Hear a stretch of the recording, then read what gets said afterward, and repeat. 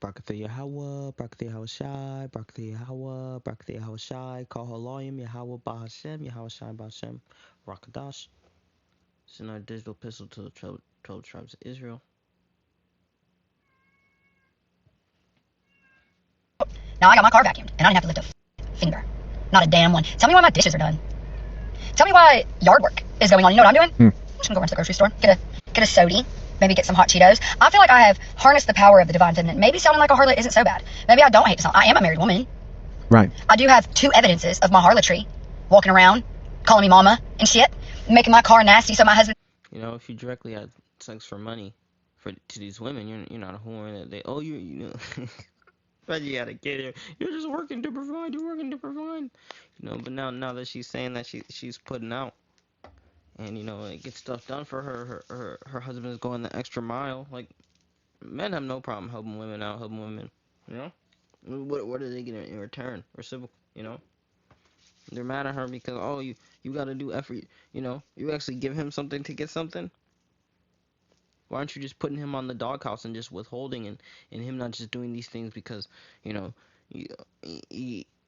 he's tired of confrontation or Gotta go take it to get it clean. If you know anything about my car, you know that I housed mice in here. But I've harnessed the power from which my poo nanny can make. And now I don't have to lift a finger for anything. Yeah, chap, I don't hate to sound like a harlot. I got that poo nanny power. Welcome to the Coffee Pod. My name is Chisha Zed. All right, so this wife got online and made this statement, and she's going viral right now. This video is going really, really viral because out of everything you just heard, right? She said she put out for her husband, and now he's doing more to show gratitude, and she doesn't have to do much. She's helping her out, whatever. But people are like, oh, so you've got to do all that for your husband to help out? They're actually shooting this video down. Now, luckily for her, she actually has a backbone and she responded back to the haters, right? But maybe she didn't know that TikTok isn't the place where you want to go and say good things about your marriage or your husband or just men in general. And you have to give some type of disclaimer before you do, or else modern women, feminists, whoever is the second Ezra 16:24. And like as a whore envieth a right and honest and virtuous woman. majority over there and who's running the algorithm will attack you. I have a video going viral right now, and unfortunately, some of you women in the comments are making me side with the men, so let's have a chat. If you're my mom, keep scrolling. I'm not kidding. Please keep scrolling. Even just the way she said that, unfortunately, you're making me side with the men.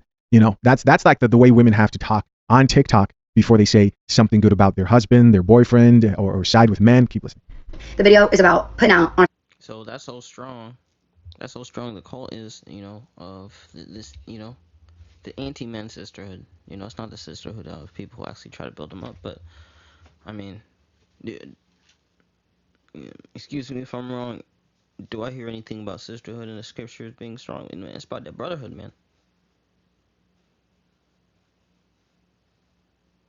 You know, so this is especially strong. You know, when brother, especially this is how they're doing Shedom, especially. I mean, you also know that type of area hyper centralized, you know, white feminists and stuff. But you know, this is what they're doing to Shedom. Is worse with Eve. Saturday morning and get a bunch of chores done because my husband likes my poo nanny power. All right, the amount of women in the comments saying, I cannot believe you have to do that. Baby, I don't have to do anything. Newsflash, some women like getting their guts stirred before the sun has risen. You understand what I'm saying to you? Some women enjoy it. It's a win-win for me, baby. I get D served to me on a platter. I ain't got to lift a finger. I don't even got to move my body from the bed that I am in. And shit is getting done around the house. Now, would my husband be doing that shit anyways? Absolutely. But now he's got pep in his step, and I got pep in mine too. If you feel like you have to do it, baby, you find a new partner, not me. All right? I have never in my life with my husband had to do it. It has never been a chore to me because when my mental state is not there, if I've got too much going on in my life, in my mind, my husband doesn't make me do nothing. And if yours is, baby, that's a you problem. That is a you problem. And to the men commenting, it's either the nanny or the nanny. May that love never find me. See the nanny or the mammy. Okay, let me check out a few comments here. Top comment here says, better yet, some women actually like their husbands. This is the top comment. Titus 2:1. But speak thou the things which become sound doctrine, that the aged men be sober, grave, temperate, and sound in faith, and in charity and patience. The aged woman likewise, that they be in behavior as becometh holiness, not the false accuser, not given to wine, teachers of good things. You know, and men have been able to become the outlet of women's bad behavior. A woman could say, "Oh, if you can't handle me at my worst, you don't deserve me at my best." So they believe even at your worst, you should do all these things. But if you want someone to do things for you, why don't you do things that they enjoy? You know? Man, I should have got the other video on Instagram of this Israelite woman, and she's a stay-at-home mom, and I think they're both Israelites. And he works full time. She's staying home, and then she's not trying to give him none, no cootie, no coochie. So he after work he goes out trying to talk to shorties, and she's tripping like, "Oh, he's not helping me at home. He's not helping me at home." Spread them legs, you know. And she, "Oh, I need to put him on child support," but you're not gonna have you're staying home, so probably gonna be hard for you to get a job. Probably gonna get some 16, 15, 16, 17, you know. And then it's not gonna be enough, and you're not even gonna get 100% of child support. So you're gonna be taken from him. He's gonna be struggling, and then you gonna want more help. So you're gonna be stuck, you know. That they may teach the young women to be sober, love their husbands, and love their children. And these women have been teaching other women to withhold from their husbands, to be discreet, chaste, keepers at home, good, obedient to their husbands, and that the word of thy power not be blasphemed. You know.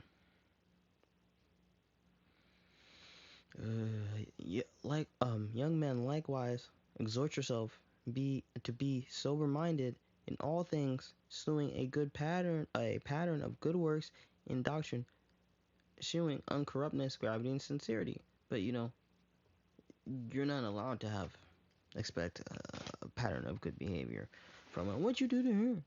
Now,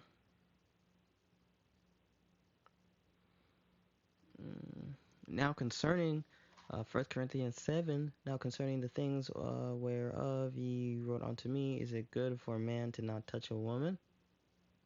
Nevertheless, avoid fornication. Let every man have his own wife, and every woman have her own husband, lest the husband render unto the due benevolence, and likewise also the wife unto the husband. Nevertheless, to avoid fornication. So if she was just withholding the legs, and I had all this labor list for him, and he stepped out, not even committed adultery with an unwedded woman, they would say he destroyed his family, he lose everything, has the right to have everything taken from him, how dare he, So the man, to avoid fornication, let every man have his own wife, and every woman have her own husband, lest the husband render unto the wife due benevolence. Let the husband render unto the wife due benevolence. That's the sex rights. Likewise, let the wife unto the husband. The wife hath not power over her own body, but the husband. And likewise, the husband does not have power over his body, but the wife. You can't just be withholding, make these terrible decisions. That you would have to deal with. You would act like, oh, I could leave whenever I want, but then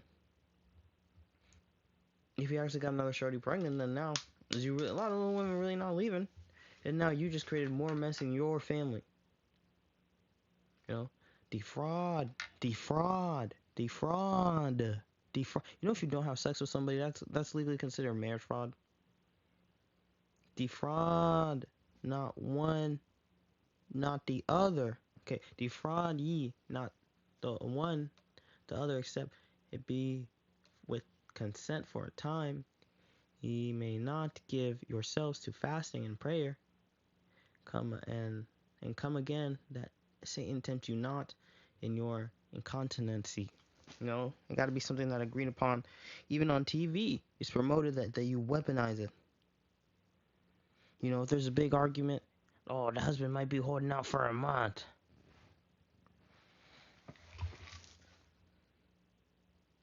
Ecclesiasticus 22. Stumbled not at a beauty of a woman, especially she could hold them. She might be beautiful, but she'll hold them legs, but she'll market it to the other people. Desire not for her for pleasure. If a woman she maintained her husband full of anger, repentance, much reproach. A wicked woman obeyed of courage, and maketh a heavy countenance and a wounded heart. Coming from work, doing all this labor, take the load off him. But they're talking to, oh, you have to do that. But these people are so-called sexually liberated, not as in sexual freedom. You can find sexual liberation in a marriage with one man. You don't even have to get married. You could have found one person. Whenever you lost your virginity, you could have continued having sex with that person, and have sexual. You could be sexually liberated. But it's really saying from a husband, from the structure of a man.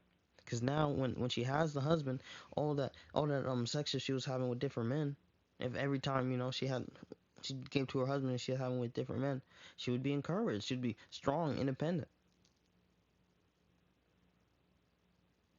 But now she's doing it to have a happy home, and you have to do that.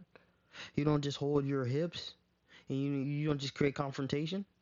To make a heavy countenance and a wounded heart, a woman that will not comfort her husband in distress, maketh feeble hands, and make it weak hands and feeble needs. Of the woman came the beginning of sin, and through her we all die. Give the water no passage, neither the wicked woman liberty to get abroad.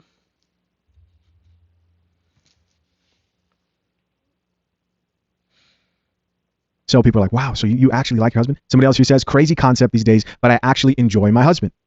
And you can imagine, they don't even want to get online and argue back and forth, and it doesn't help. It doesn't. Somebody else who says, how dare your marriage be healthy and mutually beneficial? There are happy marriages out here. But apart from that, people are satisfied. And we all have a good relationship. Barakatha Yahweh, Barakatha Yahushai, Barakatha Yahweh, Barakatha Yahushai. I hope this lesson was edifying. Call Halom Yahweh Bahashem, Yahushai Bahashem Ruach Kwadash.